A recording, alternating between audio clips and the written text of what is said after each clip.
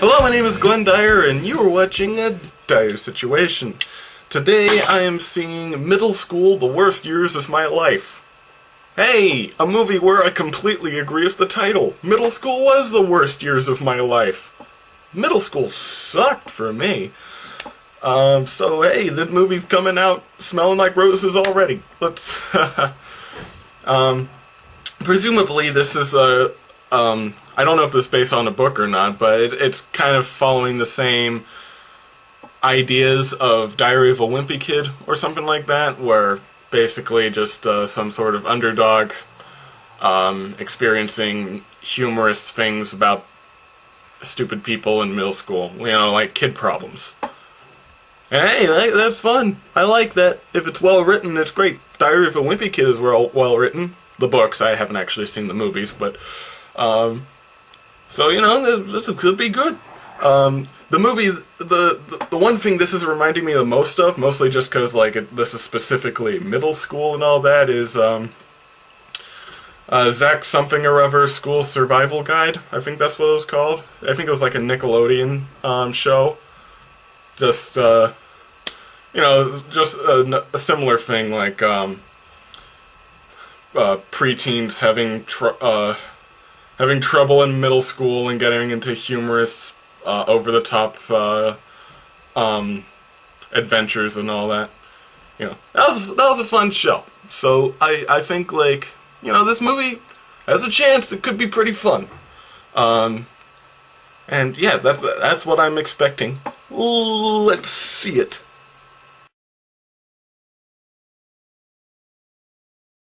Yeah, this kind of sucked. Yeah, I'm sorry. I went into it kind of wanting to like it, you know, but ugh, it's not horrible. If I were to compare it to something else I've reviewed on this show, it might be a little more similar to, say, oh, I don't know, maybe like a younger person's version of Mike and Dave Need Wedding Dates. Like, not horrible, but certainly not anything good. Yeah, so let me just quickly look this up. I assume that I know this is based on a book. It's based on a James Patterson novel. They mentioned that, they said that in the end credits. Yeah, I haven't seen the Diary of a Wimpy Kid movie, so I don't know by what degree, but just watching the general style of this film, this is real, like, this is borderline plagiarism of Wimpy Kid, of Diary of a Wimpy Kid. I know from the trailers, like, that the Wimpy Kid uses animation to, as kind of comedic relief or something in the film. And this film kind of does it too. Like, it has random animated sequences that don't add too much to the movie, but they're there to give it a unique style, but not really. Because the movie looks pretty much like any preteen fish out of water film. In terms of really displaying how awful middle school is, I don't think it's totally cut up for that task either. So like think of the horrible things that are in middle school. That's the struggle of the administration wanting a lot of conformity and standardization and preparing you for tests and stuff. The lack of funding for anything extracurricular. The major bullying problems. Let's see. Just really bad administration rules. Teachers who are totally not motivated because, like, nobody chooses middle school. You choose high school for people, like, just getting out of the system. You choose elementary school to teach new young minds. What do you do for middle school? Nothing. But we only get like one or two of those, and even then, not to a point that makes sense. Like, we're introduced to this principal character, who is meant to be the uptight, rules-heavy principal, right? Like, you gotta follow this big, thick rule book, and you know, the very first thing he does is that he says, "No printed T-shirts. That's in the rule book," or something, to our main character. And, you know, that would be okay, I guess, like, if the school actually resembled something like that, with that kind of heavy rules. Like, the thing is, like, in the background, you see several people wearing printed shirts and stuff.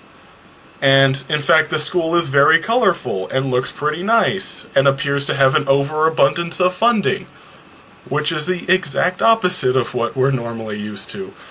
And hey, the only teacher, like actual teacher we see, is the most caring and understanding person ever. And in that case, it really does not resemble a middle school at all. So, okay, well maybe it's just meant to be this one kid's experience. Alright, okay, so this is just some silly movie where the premise is they just, in order to get back at the principal, they undo all his rules anonymously, right? So, one of his rules is no loitering, so in order to break that in the most convoluted way they possibly can, they put sticky notes everywhere in his office and down the halls in one night, with one person doing this. Oh, technically two people, but there's a twist in there. In one night. Okay, so this is kind of an over-the-top thing, like that thing I mentioned earlier, Ned's Declassified School Survival Guide, right? That has, like, fantasy aspects. There's a weasel that attacks the janitor in that show and stuff, you know. Okay, so it's going over the top sort of stuff, right? Like, things that couldn't possibly work in real life. Okay, I get you. So where does this draw attention, then? Well, what makes us care for this character? We care for Ned because he's always at the end of the stick when it comes to these, like, bullshit rules and stuff. So, okay, where we care for him in that way? Well, what motivations do we get to care for this character?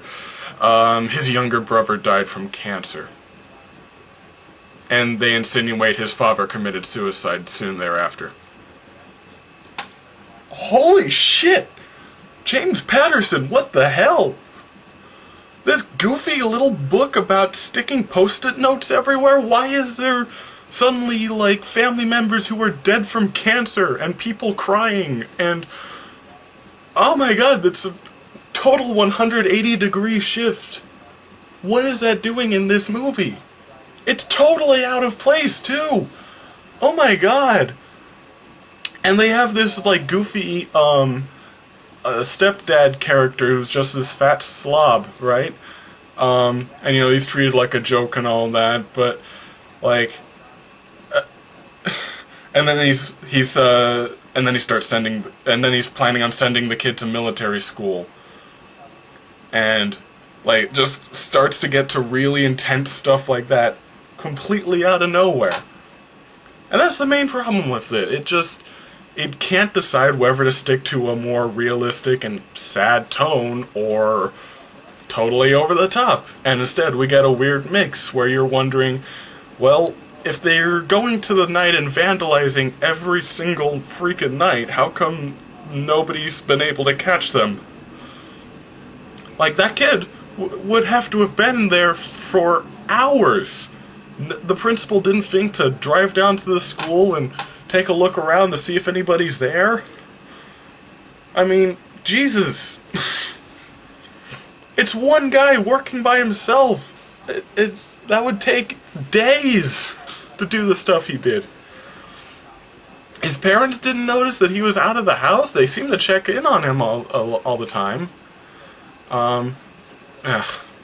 Whatever. In short, the movie's dumb. I guess not, like, awful. It's not, like, the wildlife awful, but, like, really not good. Yeah. Go see Kubo again. if you're gonna see anything. If it's even still in there, I don't know. Or see storks. Storks was fun. So yeah. And until next time, I'm Glenn Dyer, and you have been watching A Dire Situation.